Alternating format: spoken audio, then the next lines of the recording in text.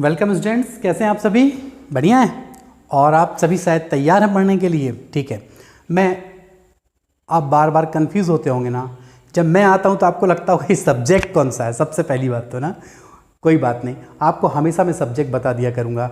मैं Dharamchand Rathore, vertex career point Paraswada से आपके सामने 12th बायोलॉजी एनसीईआरटी हो, चाहे कोई स्टेट बोर्ड का कोर्स हो, उसके जैव अणु से संबंधित मैं एक अणु कार्बोहाइड्रेट के पार्ट नंबर 2 में आपके सामने हूँ। पार्ट नंबर 1 में मैंने कार्बोहाइड्रेट्स के बारे में आपको बताया था, उसको मैं 1 मिनट के अंदर रिकेप करना चाहूँगा।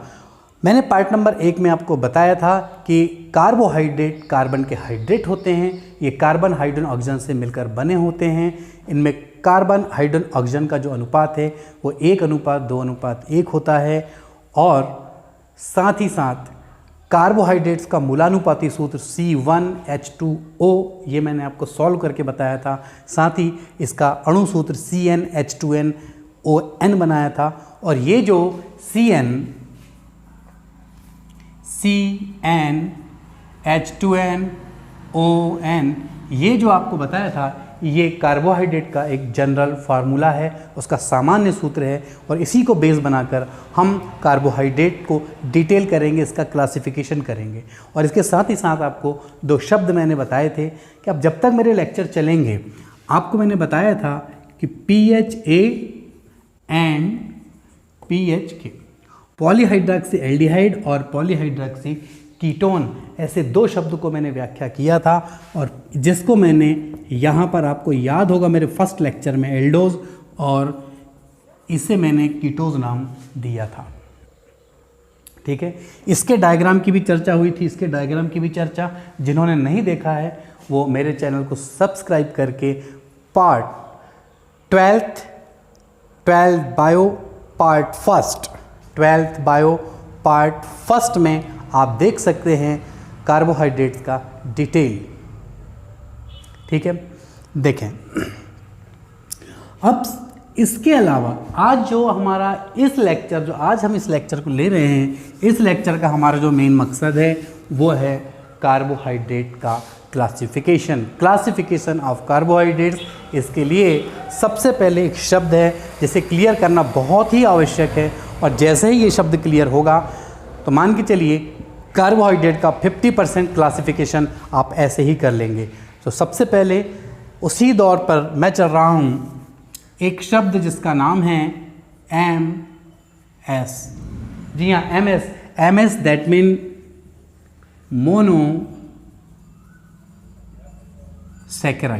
मोनोसैकेराइड्स।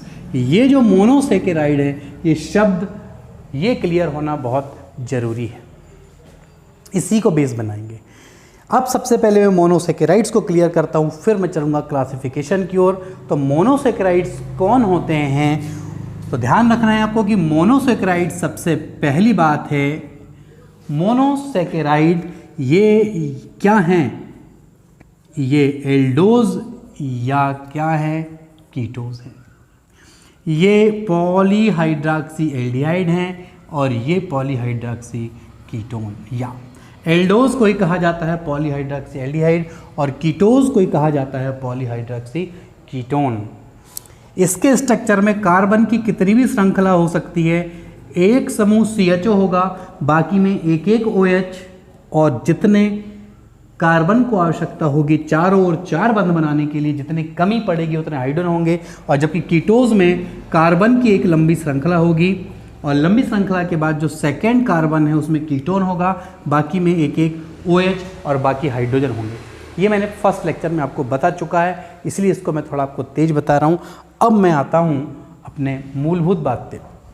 मोनोसैकेराइड्स क्या हैं? तो मोनोसैकेराइड्स क्या है? मोनोसैकेराइड स्वयं, बात को सब लेंगे, स्वयं या तो पॉलीहाइड्रॉक्सी एल्डिहाइड है या तो ये पॉलीहाइड्रॉक्सी कीटोन है, या फिर ऐसे पदार्थ जिनको पानी में यदि हम विलय करें और वो घुल जाएं और घुल करके मोनोसैकेराइड का एक अणु देते हैं, वो कहलाते हैं मोनोसैकेराइड। ठीक है, अब बात आती है, ये जो मोनोसेकेराइड्स हैं, ये पानी में घुल के कितने अणु दे रहा है? एक अणु दे रहा है, वो हो जाएगा मोनोसेकेराइड। लेकिन यदि एक से ज़्यादा दिया तब, तो यदि ये पानी में घुलकर 2 से 9 या 10 तक अणु देते हैं, 2 से 9 या 10 तक अणु देते हैं, यानी ऐसे कार्बोहाइड्रेट जो पानी में घुलकर मोनोसेकेराइड के, इसका मतलब पॉलीहाइड्रॉक्सी एल्डिहाइड या पॉलीहाइड्रॉक्साइड कीटोन के 2, 3, 4 से लेकर 9 तक इतने अणु यदि ये देते हैं तो हम उनको कहते हैं ओलिगोसेकेराइड। एक अणु देते हैं तो मोनोसेकेराइड, 2 से 9, 10 तक देते हैं तो ओलिगोसेकेराइड, और बहुत सारे देते हैं तो पॉलीसेकेराइड। ठीक है, तो कार्बोहाइड्रेट को सेकेराइड के नाम से भी जाना जाता है। इसके 3 भाग बन जाएंगे, मोनोसेकेराइड, ओलिगोसेकेराइड और फिर बन जाएगा आपका पॉलीसेकेराइड। ठीक है, जब मैं क्लासिफिकेशन करूंगा कार्बोहाइड्रेट को 3 भाग में बांटूंगा, मोनोसेकेराइड, ओलिगोसेकेराइड और फिर पॉलीसेकेराइड। और अब डिटेल करना पड़ेगा इस मोनोसेकेराइड का भी क्लासिफिकेशन का, समझेंगे आप। देखिए,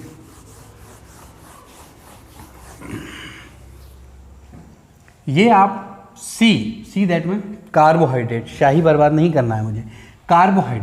कार्बोहाइड्रेट के 3 पार्ट्स बना दिया मैंने। उसमें फर्स्ट पार्ट जो है वो है आपका, शॉर्ट फॉर्म लिख रहा हूँ, MS मतलब मोनोसेकेराइड्स। ठीक है, और दूसरा हो जाएगा यहाँ oligo, S that mean oligosaccharide. ये कितने अणु देंगे? 2 से लेकर के 10 और 2 से लेकर 9 तक भी अणु देते हैं। कब? ऐसे ही नहीं दे देंगे, पानी में घोलने पर। और जब ये बहुत सारे देते हैं तो हम इनको कह लेते हैं पॉलीसेकेराइड। तो आपने देखा कि कार्बोहाइड्रेट को पानी में यदि घोलें, किस आधार पर? पानी में घोलने के आधार पर। किस आधार पर? ये जो 3 भाग बने, किसमें मिलाना आपको? H2O में विलेय हों तथा मोनोसेकेराइड के अणुओं की संख्या, यानी जैसे मान लो कि मेरे पास ये कार्बोहाइड्रेट है, इसको मैंने पानी में घोला, पानी में घोलने पर मोनोसेकेराइड का अगर एक अणु दे देगा तो मोनोसेकेराइड है, 2 से लेकर 10 तक देगा तो ओलिगोसेकेराइड है, बहुत सारे अणु दे देगा तो ये पॉलीसेकेराइड है। इसे जल में विलेयता और प्राप्त मोनोसेकेराइड के अणुओं की संख्या के आधार पर 3 भागों में बांट दिया गया। ये बात मेरी क्लियर होगी। और अब मैं क्लासिफिकेशन करता हूँ इस MS का।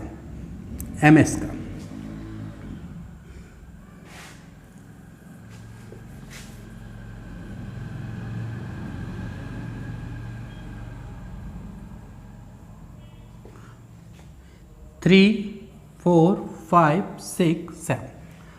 अब आपको लग रहा होगा सर ये क्या गिनती कर रहे हैं? हाँ भाई, अब आपको मैंने इस मोनोसेकेराइड का सामान्य फार्मूला क्या सिखाया था। ये मोनोसेकेराइड का सामान्य फार्मूला है। इस सामान्य फार्मूले में n का मान 3 से लेकर 7 तक रखना है, तो उसके जो प्रकार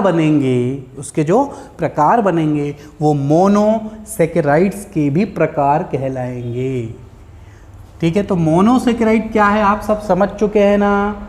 मोनोसेकेराइड या तो पॉलीहाइड्रॉक्सी एल्डिहाइड है, या तो पॉलीहाइड्रॉक्सी कीटोन है, या तो जल में घुलकर पॉलीहाइड्रॉक्सी एल्डिहाइड या कीटोन का एक अणु देते हैं, वो कहलाते हैं मोनोसेकेराइड्स। और ये मोनोसेकेराइड्स जो है उनका बेसिक फार्मूला ये है। इस बेसिक फार्मूले में यदि n का मान मैं रख देता हूँ 3, तो फार्मूला प्राप्त होता है C3H6O3, और जहाँ 3 प्राप्त होता है उसका नाम होता है ट्राइओज। जैसे 3 कार्बन है तो ट्राई और आखिरी में आपको प्रत्यय के रूप में ओज लगाना पड़ेगा। यदि n का मान 4 आता है मतलब टेट्रा है तो वो टेट्रोज हो जाएगा, 5 होगा तो पेंटोज, 6 होगा तो हेक्सोज और 7 होगा तो हेप्टोज। इस तरीके से 7 तक पहुंचना है अपने को। तो यहाँ समझें, पहले जब हम n बराबर 3 रखते हैं तो ऐसी स्थिति में हम इसको क्या कहते हैं, ट्राइओज।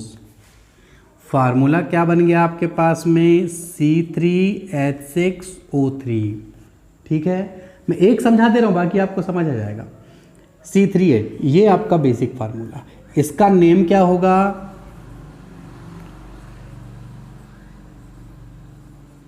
इसका नाम है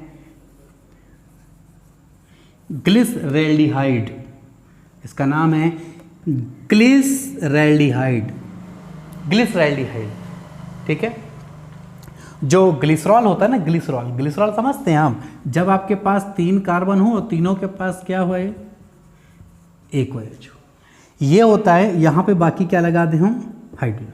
ये ग्लिसरॉल है। ग्लिसरॉल का जब एक समूह, ये जो भाग ये कट जाए और यहाँ क्या बन जाए, CHO, तब बनता है ये ग्लिसरैल्डिहाइड। ठीक है, ये ध्यान रखना अपने को। तो यहाँ पर 3 कार्बन यदि मैं रखता हूँ, उसका नाम होगा ट्राइओज, फार्मूला होगा C3H6O3, नाम होगा ग्लिसरैल्डिहाइड, और इसके 2 सूत्र बनाए जा सकते हैं, बिल्कुल वैसे ही जैसा मैंने आपको एल्डोज और कीटोज में सिखाया था। एक बार और, ठीक है, देखते हैं। चलिए, अब ये जो 3 वाला है, ये 3 वाला, इसके मैं 2 फार्मूले बनाता हूँ।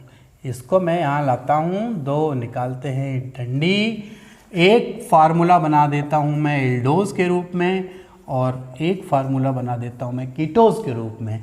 एल्डोज में भी आपको 3 कार्बन बना दें, कीटोज में भी आप 3 है ना आपके पास में। जब एल्डोज बनाना हो तो पहले वाले को आप एल्डिहाइड बना दें, और यहाँ सेकेंड को कीटोन बना दें। अब यहाँ इसके पास एक H, बाकी सब गिन करके आप क्या लगा देंगे, यहाँ पर हाइड्रोजन, और इसमें भी बाकी में OH, और यहाँ गिन के हम क्या यूज़ करेंगे, ये बात रही। इसका डिटेल में आपको फर्स्ट पार्ट, इसका जो पहला पार्ट है मैं आपको बता चुका हूँ, इसमें कोई कन्फ्यूज़न का मैटर नहीं है। एल्डोज है, कीटोज है, एल्डिहाइड समूह है और कीटोन है, जबकि दोनों में हाइड्रोक्सी समूह कॉमन रूप से है। ठीक है, जिस तरीके से मैंने इस 3 का समझाया है, बिल्कुल उसी तरीके से अब मैं इनमें केवल आपको मैं नाम बता देता हूँ। ठीक है ना, मैं इसमें नाम बता देता हूँ, बाकी जैसे ये डायग्राम बनाए हैं हमने, 4 कार्बन हो जाएंगे, यहाँ 4 हो जाएंगे, 5, 5, 6, 7, 7, इतना ही होना है। ठीक है, अब बात आती है, अगर यहाँ 4 कार्बन होता तो सिमिलरली, अभी आपके लिए प्रैक्टिस है, जब ये 4 होता तो हम इसको कहते, पहली बात तो टेट्रोज, नाम हो जाता टेट्रोज, और C3 की जगह यहाँ हो जाता C4H8O4। ठीक, और यहाँ इसका नाम हो जाता इरिथ्रोज, इसका नाम हो जाता इरिथ्रोज। ठीक है, और ये 4 कार्बन वाला, इसके फिर मैं 2 फार्मूले बनाता। सेम यहाँ 3 कार्बन है, अब ये 4 कार्बन होगा, एक एल्डोज और दूसरा कीटोज। और उसी तरीके से ये जो 5 वाला है, इसमें क्या आ जाता आपके पास में, ये हो जाता पेंटोज, पेंटोज,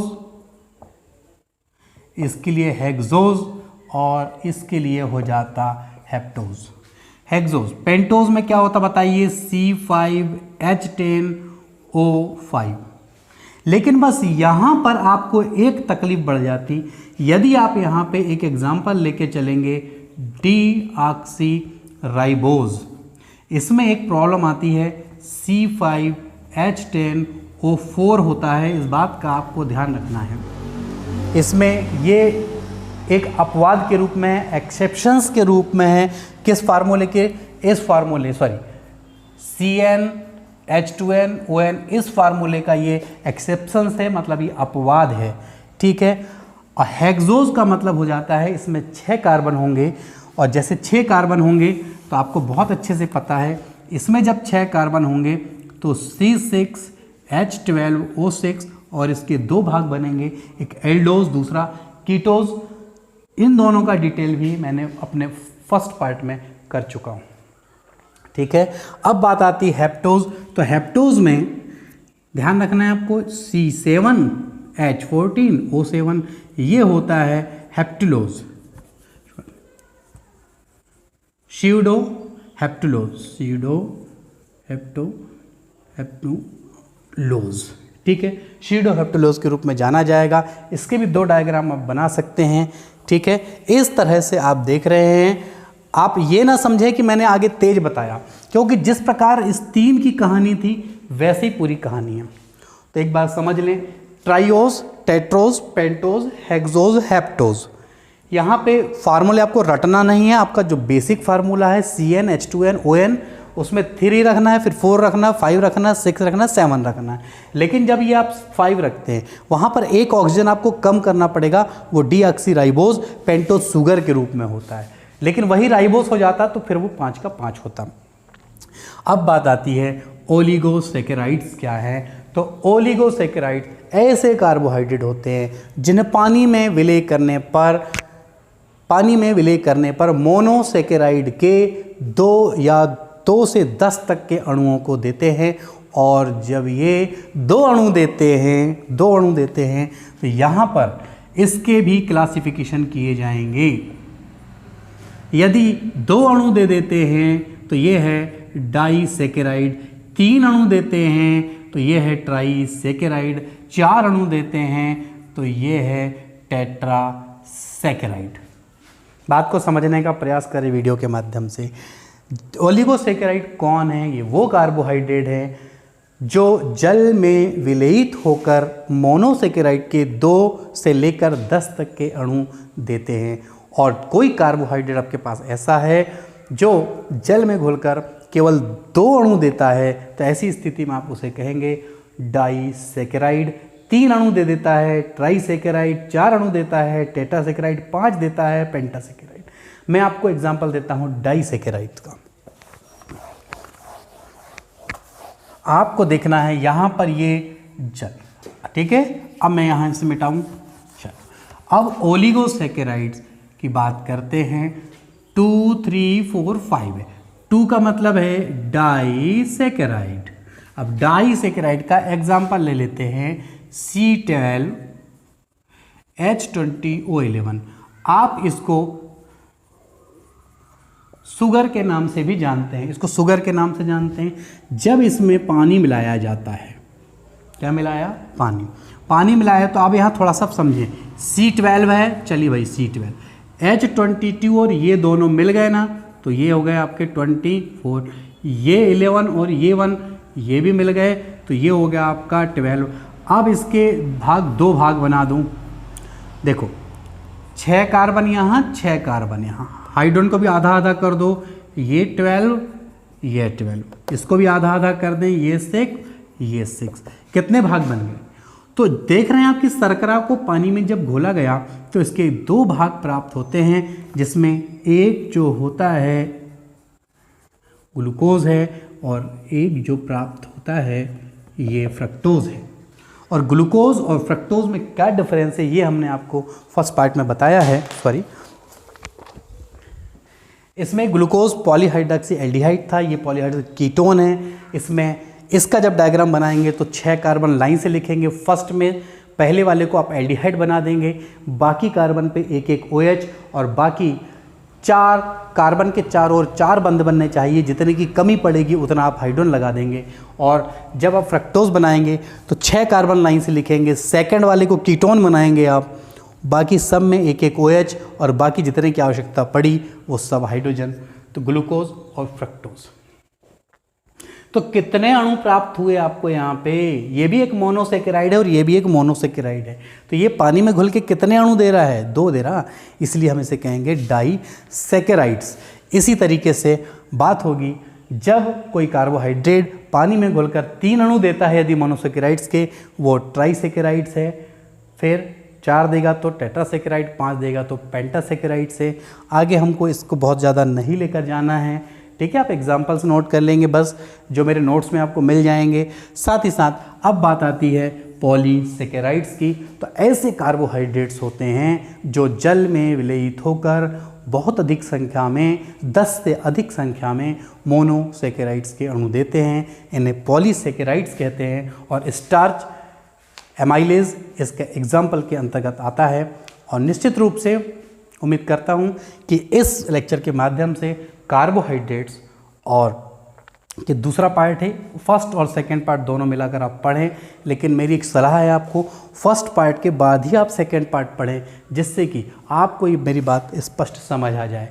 और यदि डायरेक्ट इस लेक्चर को आप पढ़ते हैं बिना फर्स्ट के, तो आपको ऐसा लगेगा कि सर यहाँ पर काफ़ी तेज़ चल रहे हैं। मैं तेज़ नहीं चल रहा हूँ, क्योंकि जिसने फर्स्ट पार्ट पढ़ा है उसके बाद यदि आप इसमें हैं तो निश्चित रूप से मैं उम्मीद करूँगा कि आप सभी पार्ट नंबर फर्स्ट और पार्ट नंबर सेकेंड को पढ़ें और पढ़ के इसके नोट्स बनाएं, और नोट्स बनाकर एक बार मेरे व्हाट्सअप नंबर 9713128358 पर सेंड करें, ताकि मैं देखूं कि आप कितनी मेहनत कर रहे हैं। उसके बाद मेरा अगला जो जैव अणु है उसका पार्ट नंबर 3 डलेगा। ये मेरा पार्ट नंबर 2 है। And thanks.